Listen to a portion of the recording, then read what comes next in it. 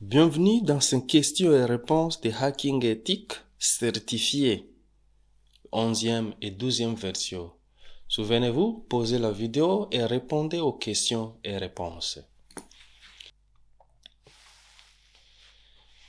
Première question. Dans les évaluations de gravité du Common Vulnerability Scoring System, CVSS, 3e version 3.1. Dans quelle plage se situe la vulnérabilité moyenne? 1. 4.0 et 6.0. 2. 3.9 et 6.9. 3. 3.0 et 6.9. 4. 4.0 et 6.9. Posez la vidéo et répondez à cette question. La meilleure réponse est 4.0 et 6.0. L'explication de la première réponse. 4.0 et 6.0. Dans les évaluations de gravité CVSS V3.1, une vulnérabilité moyenne se situe entre 4.0 et 6.0. Cette plage indique des vulnérabilités importantes et susceptibles d'avoir un impact modéré sur le système ou l'application. C'est la meilleure solution à ce scénario 4.0 et 6.0. B. 3.9 et 6.9. Cette plage de 3.0 à 6.9 ne représente pas une précision des indices de gravité d'une vulnérabilité moyenne dans le système CVSS v3.1. Les vulnérabilités moyennes sont généralement classées entre 4.0 et 6.0. Alors 3.9 et 6.9 n'est pas meilleure solution à ce scénario. 3.0 et 6.9. Les plages de 3.0 à 6.9 fournies dans ces choix n'est pas correct pour le niveau de gravité de vulnérabilité moyen dans le système CVSS v3.1. Les vulnérabilités moyennes sont spécifiquement classées dans les plages de 4.0 à 6.0. Alors, 3.0 et 6.9 n'est pas la meilleure solution à ce scénario. 4.0 et 6.9. Même si la fourchette de 4.0 à 6.9 ne peut sembler proche, elle ne représente pas avec précision où se situent les vulnérabilités moyennes dans les évaluations de gravité du Common Vulnerability Scoring System, CVSS, v3.1. Les vulnérabilités moyennes sont spécifiquement définies dans la plage de 4.0 à 6.0. Alors, la meilleure solution à ce scénario, c'est 4.0 et 6.0. Deuxième question. En parcourant son fil Facebook, Matt voit une photo publiée par un de ses amis avec la légende « Apprenez-en plus sur vos amis », ainsi qu'un certain nombre de questions personnelles. Matt est méfiant et envoie un SMS à son ami. Il confirme qu'il a effectivement publié. Avec l'assurance que le message est légitime, Matt répond aux questions sur le message. Quelques jours plus tard, le compte bancaire de Matt a été consulté et le mot de passe a été modifié.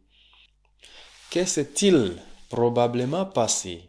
1. Matt a fourni par inadvertance les réponses de ces questions de sécurité en répondant au message. 2. Matt a fourni son mot de passe par inadvertance en répondant au message.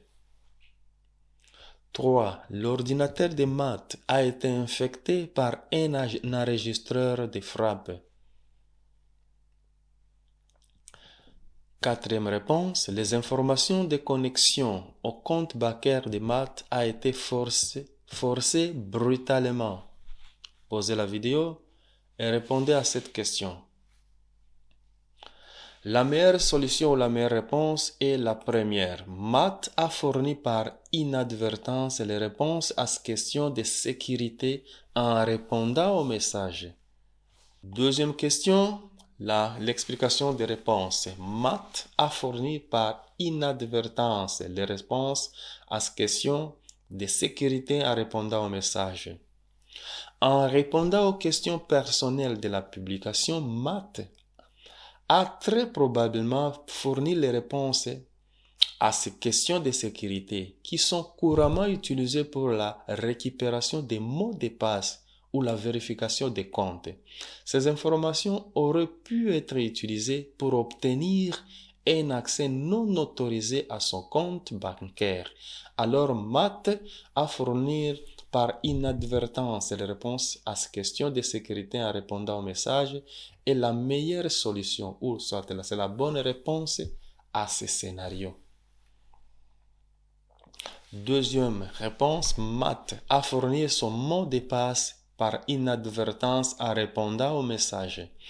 Il est moins probable que Matt ait directement fourni son mot de passe en répondant à la publication.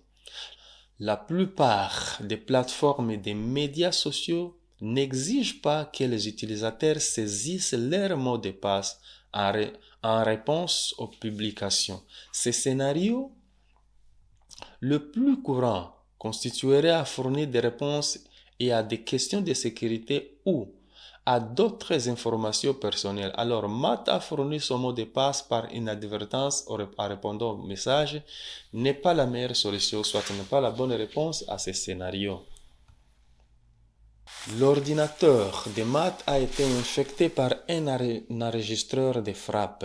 Bien qu'il soit possible que l'ordinateur de Matt ait été infecté par un enregistreur de frappe, entraînant la compromission des informations de son compte bancaire, le scénario présenté dans la question n'indique aucune activité suspecte sur l'ordinateur de Matt. L'accent est mis sur l'interaction avec la publication sur les réseaux sociaux. Alors, l'ordinateur de Matt a été infecté par un enregistreur de frappe n'est pas la bonne réponse à ce scénario. Les informations de connexion au compte bancaire de Matt ont été forcées brutalement.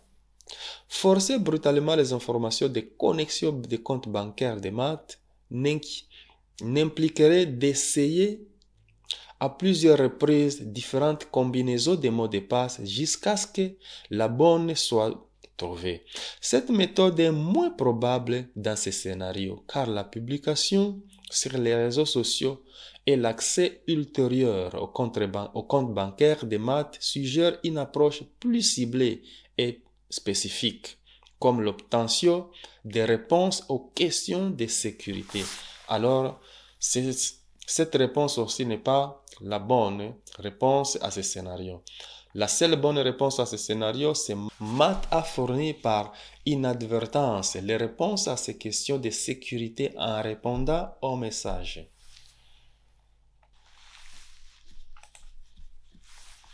Troisième question. Robin, un attaquant, tente de contourner les pare-feux d'une entreprise via la méthode de tunneling DNS afin d'exfiltrer des données. Il utilise l'outil NSTX pour contourner les pare-feux. Sur quel des ports suivants Robin doit-il exécuter l'outil NSTX? 1. Port 50. 2. Port 23. 3. Port 53. 4. Port 80. Posez la vidéo et puis répondez à ces questions. La meilleure solution est port 50. Explication des réponses. La première réponse, port 50. Le port 50 est le bon choix pour exécuter l'outil NSTX, car il est généralement associé au protocole ESP, Encapsulated Security Payload, qui est utilisé pour la transmission sécurisée des données. L'exécution de l'outil NSTX sur ces ports peut aider Robin à contourner efficacement les pare-feux en utilisant les méthodes de tunneling DNS. Alors le port 50 est la meilleure solution ou soit la bonne réponse à ce scénario. Port 23. Le port 23 est généralement associé au protocole Telnet, utilisé pour l'accès à distance aux appareils. L'exécution de l'outil NSTX sur ces ports ne convient pas pour contourner les pare-feux via le tunneling DNS, car il répond à un objectif différent, sans rapport avec l'exfiltration des données. Le port 23 n'est pas la bonne réponse à ce scénario.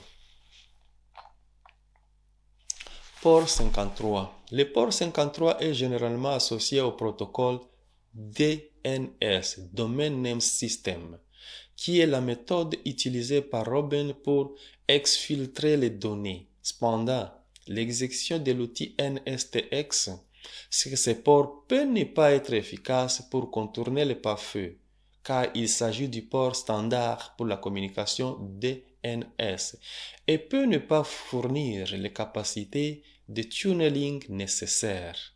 Alors le port 50 n'est pas la meilleure solution à ce scénario. Le port 80. Le port 80 est généralement associé au protocole HTTP, Hypertext Transfer Protocol, utilisé pour la communication web. L'exécution de l'outil NSTX sur ces ports peut ne pas être efficace pour contourner les pare-feux via le tunneling DNS, car il n'est pas conçu pour une transmission de données sécurisées ou à des fins de tunneling. Le port 80 aussi n'est pas la meilleure solution à ce scénario.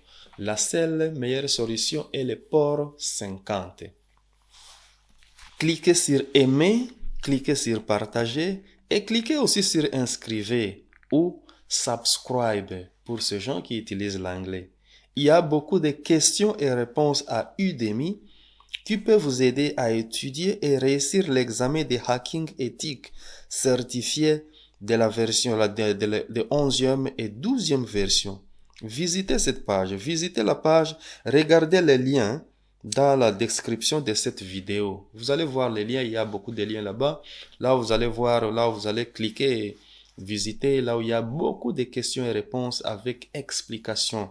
Visitez cette page. Et puis, il y a aussi d'autres questions et réponses, comme des CCNA, il y a des questions et réponses, il y a beaucoup de cours. Visitez la page et vous allez voir, il y a beaucoup de cours qui peuvent vous aider. Visitez la page et je vous remercie et à la prochaine.